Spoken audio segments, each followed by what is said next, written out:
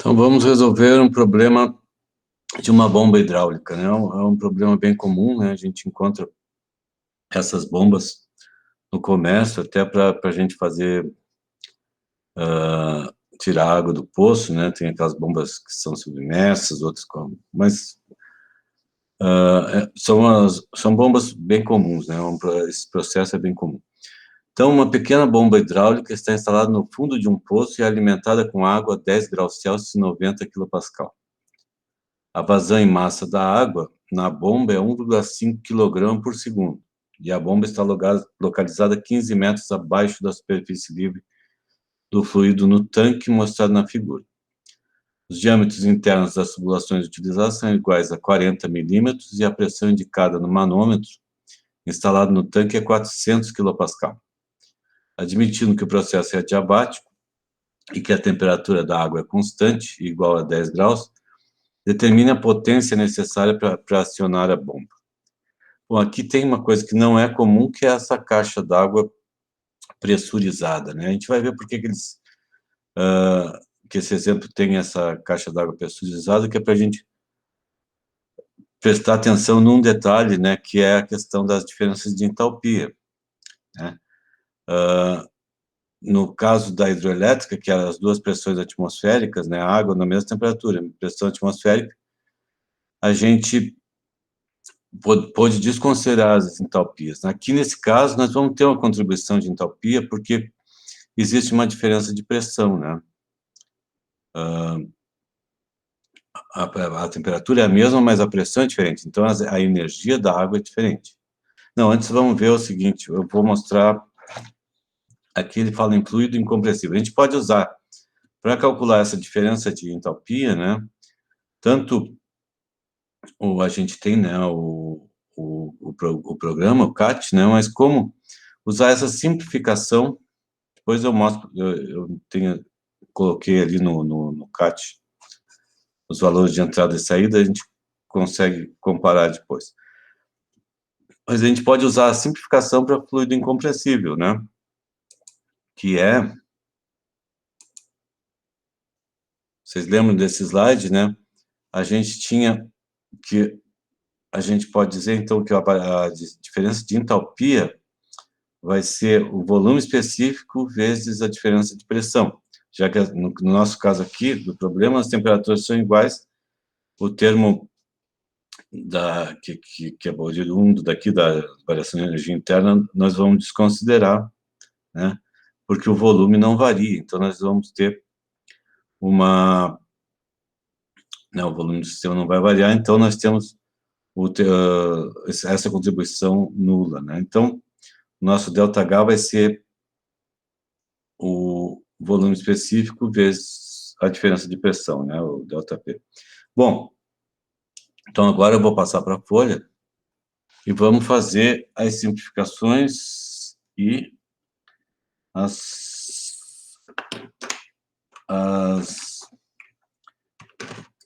os cálculos, né, necessários. Então, o que a gente pode fazer aqui? Bom, também, né, uma captação, nós temos uma captação e uma descarga, né, uma única corrente.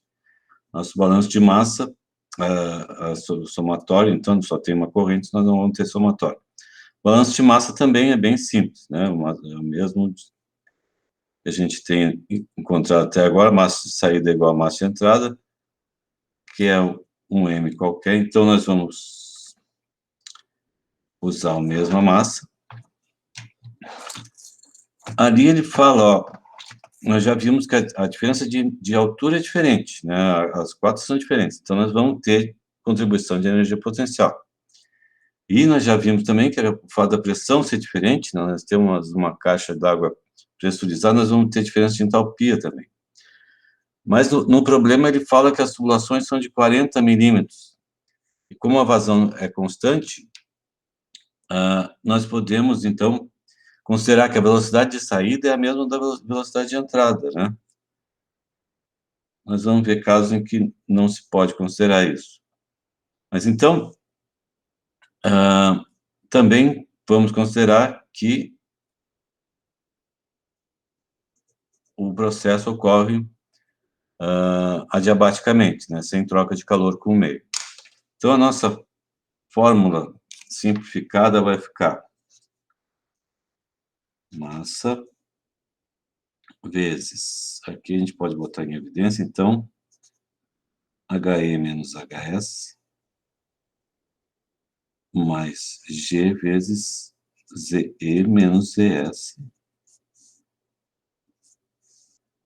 mais a potência da bomba, que é o que a gente quer calcular. Então, eu vou colocar aqui, menos a potência da bomba, vai ser a massa vezes o ΔH, mais G, o ΔZ. Certo? Bom, então nós vamos precisar do ΔH.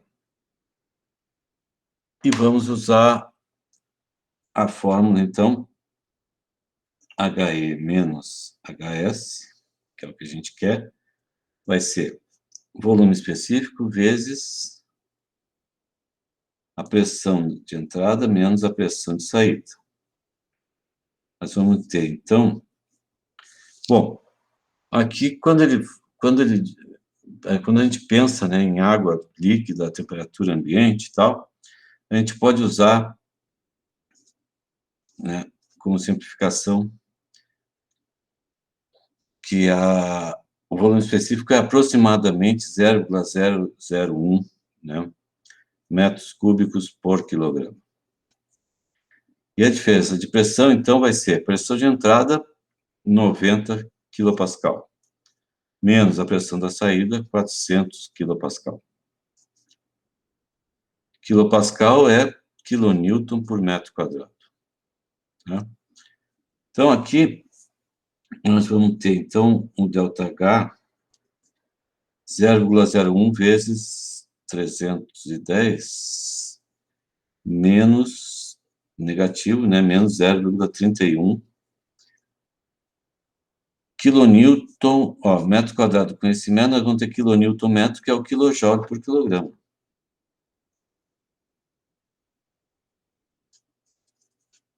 Certo? Olhando, fazendo pelo CAT, eu encontrei, né, usando a mesma temperatura, 10 graus, e as duas pressões, eu encontrei que o ΔH seria 0,3, né, menos 0,3 kJ por quilograma, e o que é uma boa aproximação para nós, então, né, usar isso aqui, né, em relação ao valor que a gente encontra na realidade, nas tabelas, né, nas tabelas que são experimentais, né. Bom, então já dá para aplicar lá, nós vamos encontrar aqui o trabalho, vai ser a massa 1,5 quilogramas por segundo vezes menos 0,31 quilojoules por quilograma,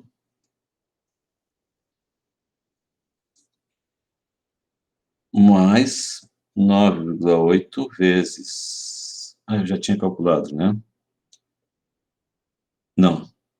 Assim, isso aqui é o ΔH. O G, o 9,8 vezes o Z da entrada, que é 0, menos o Z da saída, que é 15 metros, né? Então, nós temos aqui o metro por segundo ao quadrado da gravidade, mais metro da diferença de altura, né? Então, o trabalho vai ser... Quando eu multiplicar aqui quilograma por quilojoule, eu vou ter 1,5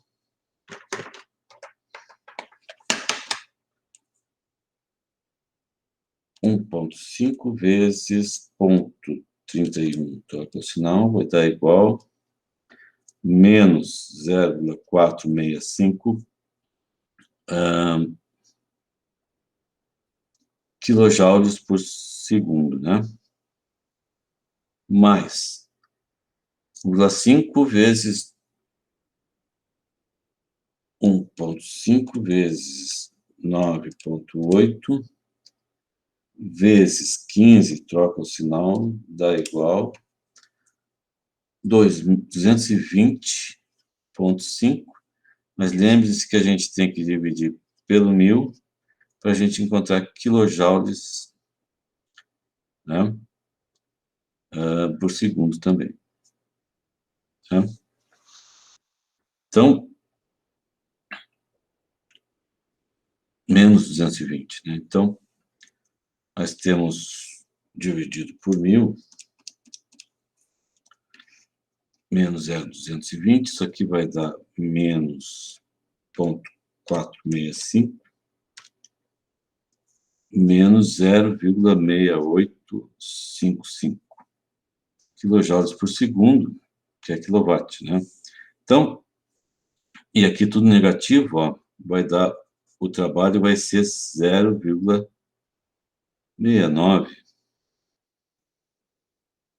quilowatts, né? Ou seja, a potência da bomba é positiva, lembra, porque é uma potência que nós vamos ter que fornecer para a bomba, né? Então, ela vai aumentar, né, o sistema. Ao contrário de uma turbina que produz energia para nós, e a energia é negativa, e vai ser e a gente considera na nossa convenção que é negativo, numa bomba nós vamos precisar fornecer energia, em torno de 690 watts aqui, 0,69 kW. Então, se fosse comprar no comércio, uma bomba de 1 kW já seria suficiente, né, para esse trabalho, né, mesmo com a caixa d'água sendo pressurizada, certo? Então, aqui a gente encerra esse problema.